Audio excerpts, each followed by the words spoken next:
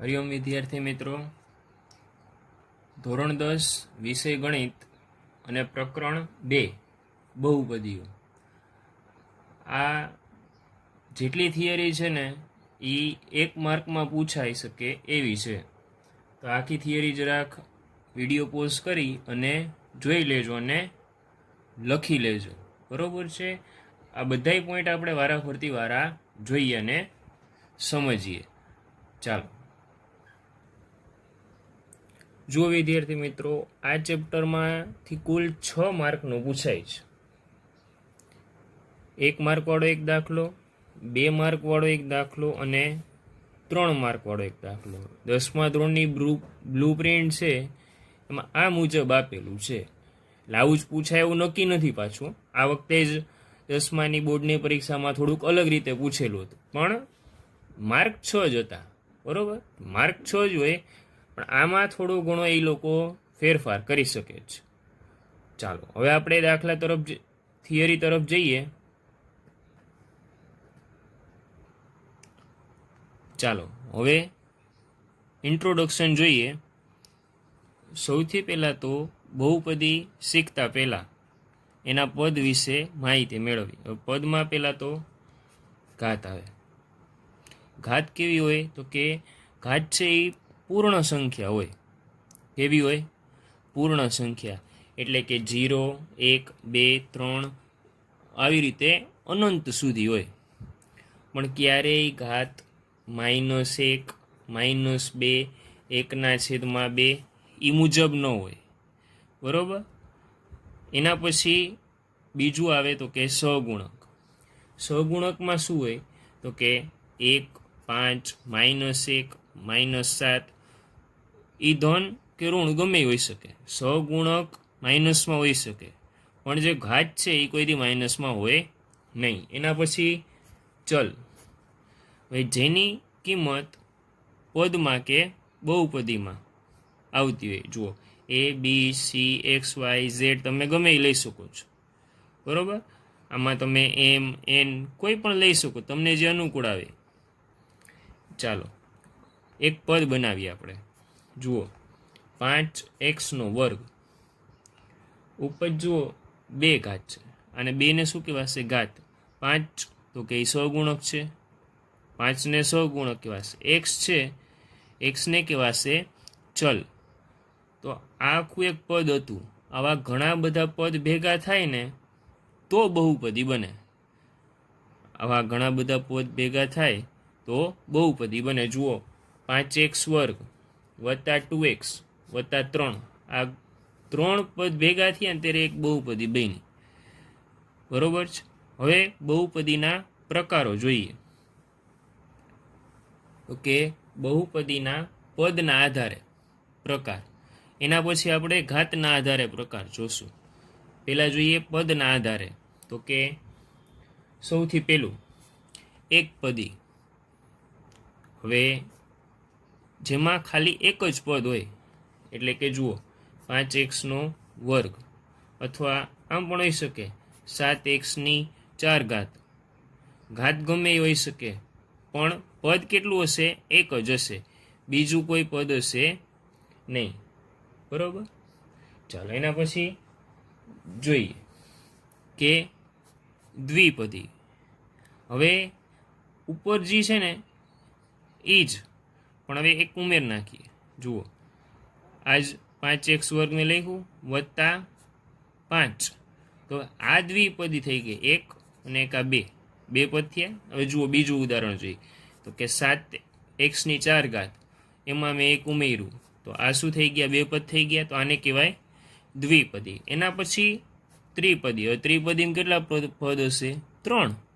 જુઓ, 5x3 + 2x + 3, બરોબર.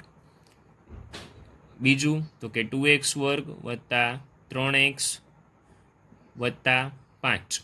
હવે જેમાં 3 પદ હોય ને એને ત્રિપદી કહેવાય, બરોબર. 2 પદ હોય તો દ્વિપદી અને 1 પદ હોય તો એકપદી. હવે બીજું એના પછીનો પોઈન્ટ જોઈએ કે બહુપદીના ઘાતના આધારે પ્રકાર.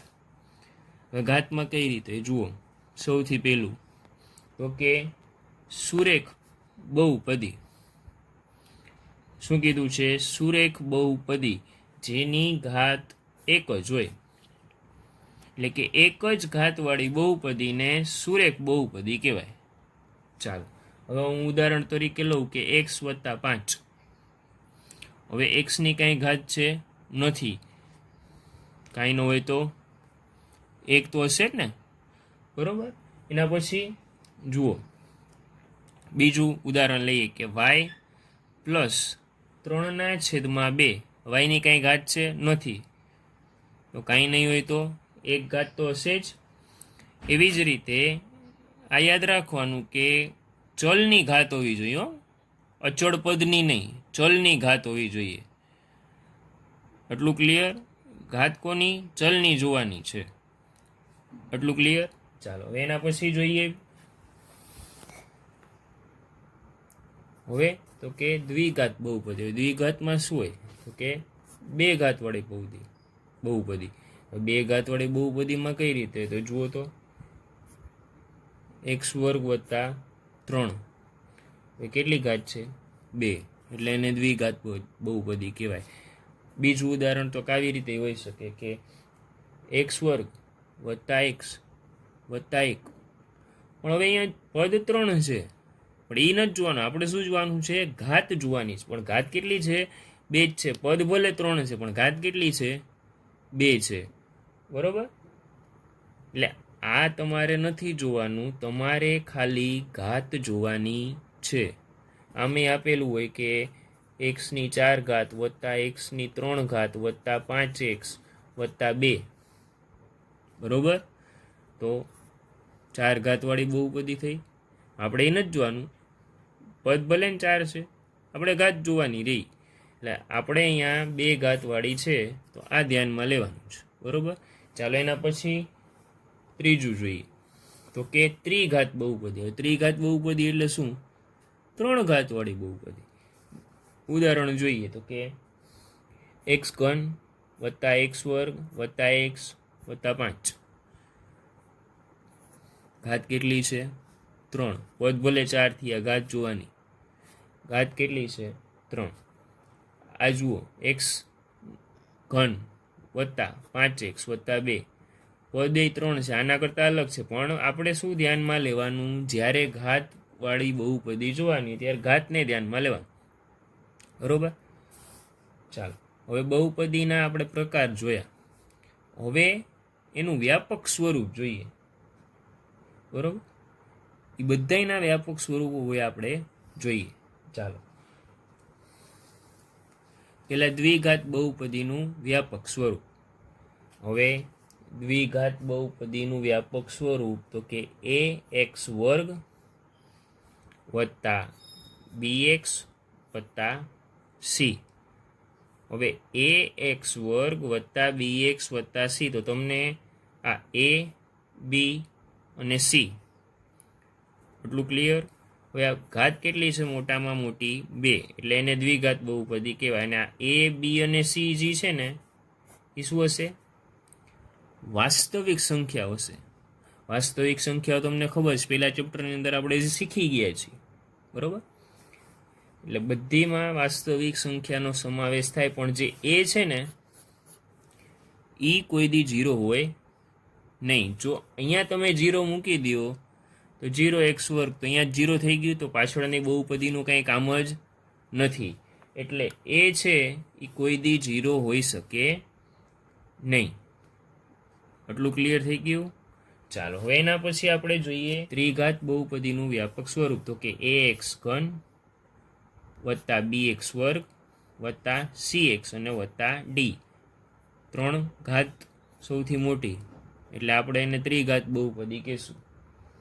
ચાલો હવે આમાં આવી જ રીતે છે a, b, c અને d. એ કેવી સંખ્યાઓ છે? વાસ્તવિક સંખ્યાઓ. હવે આ વાસ્તવિક સંખ્યાઓ છે તો આમાં આની જેમ જ હશે કે a છે એ કોઈ દી 0 હોવો જોઈએ નહીં. એટલે a is not equal to 0. તમે 0 મૂકો, અહીંયા હું 0 મૂકી દઉં તો શું થઈ જાય? 0x ઘન. તો હવે 0 સાથે ગમે એ સંખ્યાનો ગુણાકાર 0, પાછળનું કાંઈ વધ્યું નહીં, બધું 0 થઈ જશે ને. એટલે આપણે આ ત્રિઘાત બહુપદીમાં ઘાતને ધ્યાનમાં લેવાની છે. આટલું જોઈ લીધું. હવે આપણે એના આલેખ જોઈએ. આપણે બંને બહુપદીના વ્યાપક સ્વરૂપ જોઈ લીધા. હવે એના આલેખ જોઈએ કે કઈ પ્રકારની બહુપદી હોય, કયા પ્રકારની બહુપદી હોય એમાં કેવા પ્રકારનો આલેખ હોય એ હવે આપણે જોવાનું છે. પેલું જોઈએ તો કે સુરેખ બહુપદી. હવે જ્યારે સુરેખ બહુપદી હોય ને ત્યારે એનો આલેખ સીધી રેખામાં હોય. હવે સીધી રેખામાં હોય એટલે કઈ રીતે સાહેબ? હવે જુઓ, આલેખ છે, આ એક્સ, આને કહેવાય વાય. હવે આ દોર નાખી એક લીટી, તો કે સીધી રેખા થઈ આ. હવે આ સીધી રેખા આમ પણ વચ્ચેથી પણ પસાર થઈ શકે, બરોબર? તો એને શું કહેવાય? સુરેખ બહુપદી. આમ પણ હોઈ શકે. એટલે કોઈ એક જ હોય, આ તો ખાલી તમને સમજાવું છું, આની અંદર જ એક જ આકૃતિની અંદર. આ પછી ત્રણેય નહીં હોય, એક જ હોય કોઈ પણ, બરોબર? કોઈ પણ એક જ હોય અને ગમે એ રીતે હોઈ શકે. ચાલો હવે દ્વિઘાત બહુપદી જોઈએ. એનો આલેખ કયા પ્રકારનો? એમાં જુઓ, બે વસ્તુ એ છે, એ 0 કરતા મોટો હોય. આ નિશાની હોય ને, એટલે કે એ છે એ 0 કરતા કેવો છે? મોટો. હવે જ્યારે એ છે એ 0 કરતા મોટો હોય તો આ પ્રકારનો આલેખ થાય. આ એક્સ, આ વાય, આમ. આને પરવલય આલેખ કહેવાય. કેવો? પરવલય. આવી રીતે હોઈ શકે. પછી નીચે જુવાની આ રીતે પણ હોઈ શકે. હવે આ નીચેથી ઉપર તરફ જાય છે, આમ નીચે વળી પાછું ઉપર, એટલે આને કહેવાય ઉપર તરફનો પરવલય. શું કહેવાય? ઉપર તરફનો પરવલય. હવે પછી બીજું કે એ છે એ 0 કરતાં કેવો હોય? નાનો. એ છે એ 0 કરતાં નાનો હોય તો આ પ્રકારનું આલેખ બને. આ ઊંધોયું આમે હોઈ શકે અને આમ પણ હોઈ શકે, આ ઊંધું. એટલે હવે નીચેથી ઉપર વળી પાછું નીચે, એટલે આને કહેવાય નીચે તરફનો પરવલય. શું કહેવાય? નીચે તરફનો પરવલય. આવું તમને 1 માર્કમાં પૂછાય. આ વખતના બોર્ડના પેપરમાં જ આ પ્રશ્ન હતો, બરોબર? આ રીતના 1 માર્કમાં તમને પૂછાઈ શકે. આ પણ આઈએમપી છે, એટલે તમારે ધ્યાનમાં રાખવાનું છે. બધું લખવાનું જ છે બાકી બુકમાં પાછું. ચાલો, વ્યાપક સ્વરૂપ જોયા, આલેખ જોયા. હવે દ્વિઘાત બહુપદીના શૂન્યો અને એના સહગુણકો વચ્ચેનો સંબંધ છે તે જોઈએ. ચાલો, હવે સહગુણકો વચ્ચેનો સંબંધ. આ પ્રકારના દાખલા આખા ચેપ્ટરની અંદર ગણવાના છે, એટલે વ્યવસ્થિત ધ્યાન આપજો. હવે જુઓ એનું વ્યાપક સ્વરૂપ, તો કે પી ઓફ એક્સ બરાબર ax વર્ગ વત્તા bx વત્તા c. હવે એક્સ વર્ગનો સહગુણક એક્સ એ, એક્સનો સહગુણક બી, અને આ સી, તો કે અચળ પદ. હવે દ્વિઘાત બહુપદી હોય ને ત્યારે એ વસ્તુ ધ્યાન રાખવાની કે એના બે જ શૂન્યો મળે. જ્યારે દ્વિઘાત બહુપદી હોય ત્યારે એના બે જ શૂન્યો મળે, એ તમારે ધ્યાન રાખવાનું છે. આ આલ્ફા અને આને કહેવાશે બીટા. આલ્ફા અને બીટા. હવે આપણે શૂન્યોનો સરવાળો જોઈએ. શું? તો કે શૂન્યોનો સરવાળો એટલે કે આલ્ફા વત્તા બીટા. આલ્ફા વત્તા બીટા. હવે તો એનો મિનિંગ થાય, એનો સરવાળો કરીએ તો આવું મળે કે માઇનસ બીના છેદમાં એ. માઇનસ બીના છેદમાં એ. તો કે માઇનસ બી એટલે શું? બરાબર. તો જુઓ, એક્સનો સહગુણક. શું? એક્સનો સહગુણક. તો ઉપર જઈ અને એક્સ જુઓ તો ક્યાં છે? અહીંયા છે. તો આનો સહગુણક પણ કેવો લેવાનો? માઇનસમાં લેવાનો. તમે આ વસ્તુ માટે જો લ્યો તો કે માઇનસ એક્સનો સહગુણક, તો આ છે લેવાનું બી, પણ કેવું લેવાનું? માઇનસ લેવાનું. અહીંયા ભલે પ્લસ આપ્યું હોય. ચાલો, એના પછી એ, તો કે એક્સ વર્ગનો સહગુણક. તમને રકમ આપી હોય એમાં જે એક્સ વર્ગ સાથે હોય એનો સહગુણક ઈ લેવાનો. એટલે આપણે અહીંયા શું મૂક્યું એ. એટલે તમારે આ વસ્તુ યાદ રાખવાની કે આલ્ફા અને બીટાનો સરવાળો કરો તો માઇનસ બીના છેદમાં એ આવવું જોઈએ, એ પ્રકારનું લેવાનું. ક્લિયર? હવે શૂન્યનો ગુણાકાર જોઈએ તો કે આલ્ફા ગુણ્યા બીટા. હવે આલ્ફા ગુણ્યા બીટા કરો તો કે સીના છેદમાં એ મળે. શું મળે? સીના છેદમાં એ. એટલે સી એટલે અચળ પદ. તમારું જે અચળ પદ હોય અહીંયા મૂકવાનું. સીની જગ્યાએ તમારું અચળ પદ આવે.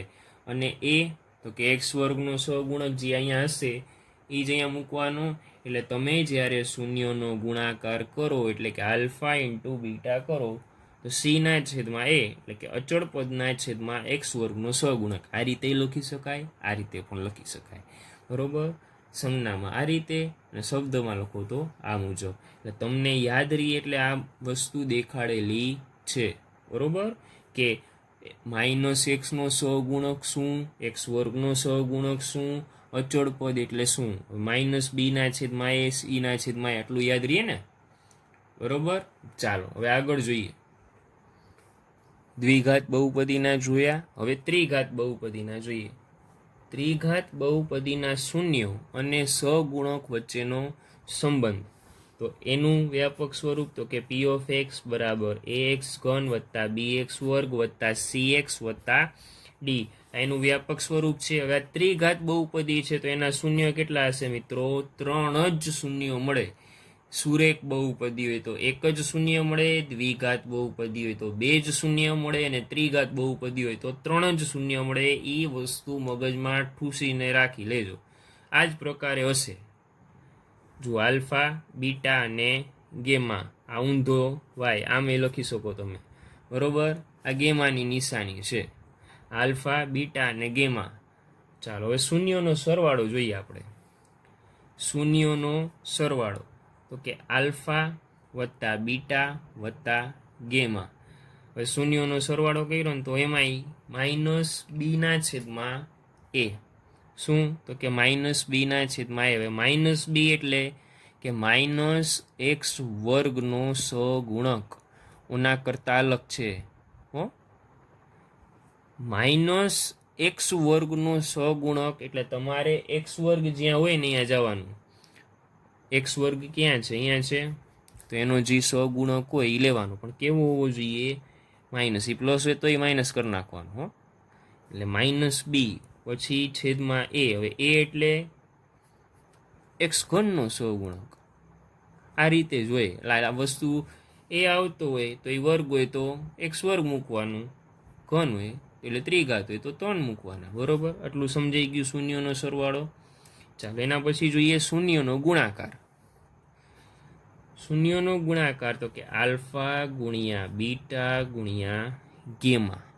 હવે એનો મતલબ થાય કે માઇનસ ડીના છેદમાં એ. માઇનસ ડીના છેદમાં એ. હવે ડી એટલે શું અને એ એટલે તો તમને ખબર જ છે કે એક્સ ઘનનો સહગુણક. હવે ડી એટલે શું? જુઓ, આ અચળ પદ છે ને, અહીંયા ડી અચળ પદ છે કારણ કે આ ત્રિઘાત બહુપદી છે. એક 3 ઘાત વાળું પદ, 2 ઘાત વાળું પદ, 1 ઘાત વાળું પદ અને અચળ પદ. એટલે આપણું અહીંયા અચળ પદ શું છે? ડી. એટલે આપણે ડીના છેદમાં એ લેવાનું છે. પણ ડી પણ કેવું હોવું જોઈએ? માઇનસ હોવું જોઈએ. જુઓ, માઇનસ ડીના છેદમાં એ. એટલે ડી એટલે અચળ પદ. કેવું? માઇનસ. અને એક્સ ઘનનો સહગુણક. એના પછી જોઈએ કે બબ્બે શૂન્યોના ગુણાકારનો સરવાળો. એટલે કે આ બે પદનો ગુણાકાર કર્યો હોય એનો સરવાળો કરવાનો હોય. એટલે કે આલ્ફા ગુણ્યા બીટા વત્તા બીટા ગુણ્યા ગેમા વત્તા ગેમા ગુણ્યા આલ્ફા. આવું જ્યારે તમને રકમની અંદર આપે તો તમારો જવાબ થવો જોઈએ સીના છેદમાં એ. હવે સી એટલે શું ને એ એટલે શું એ તો તમને ખબર જ છે. ત્રણેયમાં આવ્યું એક્સ ઘનનો સહગુણક. હવે સી એટલે ઉપર આવો. જુઓ, સી એટલે કે એક્સનો સહગુણક. તમારું જે 1 ઘાત વાળું પદ હશે ને એનો સહગુણક. એટલે અહીંયા સી એટલે કે એક્સનો સહગુણક. હવે એ માઇનસ નથી, એ પ્લસ છે. હવે પાછું જોઈ લ્યો શૂન્યોનો સરવાળો તો કે માઇનસ બીના છેદમાં એ. શૂન્યનો ગુણાકાર તો કે -d/a અને 2 શૂન્યનો ગુણાકારનો સરવાળો તો કે c/a. એટલું ક્લિયર? ચાલો એના પછીનો પોઈન્ટ જોઈએ. એના પછીનો ટોપિક તો કે બહુપદી માટેની ભાગ પ્રવિધિ. આ તમે 9મા ધોરણમાં શીખી ગયા છો. p ઓફ x બરાબર g ઓફ x, અટકવું છે એટલે ગુણાકાર સમજવાનું, q ઓફ x વત્તા r ઓફ x. આને શું કહેવાશે? તો કે ભાજ્ય. આને શું કહેવાશે? ભાજક. આને શું કહેવાશે? ભાગફળ. અને આને શું કહેવાશે? શેષ. આ તમારા માટે સહેલું છે, આ તમને ક્યારેય ભૂલાશે નહીં, બરોબર? આની અંદર ભૂલ કરતા નહીં કે p ઓફ x એટલે ભાજ્ય થાય, g ઓફ x એટલે ભાજક થાય અને q ઓફ x એટલે તમારું ભાગફળ થાય. આ બેનો ગુણાકાર અને આનો સરવાળો. હવે દાખલા તરીકે હું તમને એમ કહું કે 9/2 લઈએ તો 2ના ઘડિયામાં 9 તો ન જ આવે, તો કે 2 ચોક 8 કરો, 9માંથી 8 જાય તો 1 વધે. આ શું છે? તમારી શેષ. તો આને શું કહેશો તમે? r ઓફ x કહેશો. હવે આ g ઓફ x એટલે શું? ભાજક. આને કહેવાશે ભાજ્ય અને આને કહેવાશે તમારું ભાગફળ. હવે આ તમે આની મુજબ ગોઠવીએ તો શું કીધું તમને? જુઓ તો ભાજ્ય જોતું હોય એટલે કે તમને 9 જોતા હોય, તમને આ 9 જોતા હોય તો તમારે ભાજક અને ભાગફળનો ગુણાકાર કરવો પડે, એટલે કે 2 × 4 કરવા પડે અને એની અંદર તમારે શેષ ઉમેરવી પડે. તમારી શેષ છે 1, 2 ચોક 8 અને 8 ને 1 9, 2 બાજુ સરખા થઈ ગયા, 9 બરાબર 9.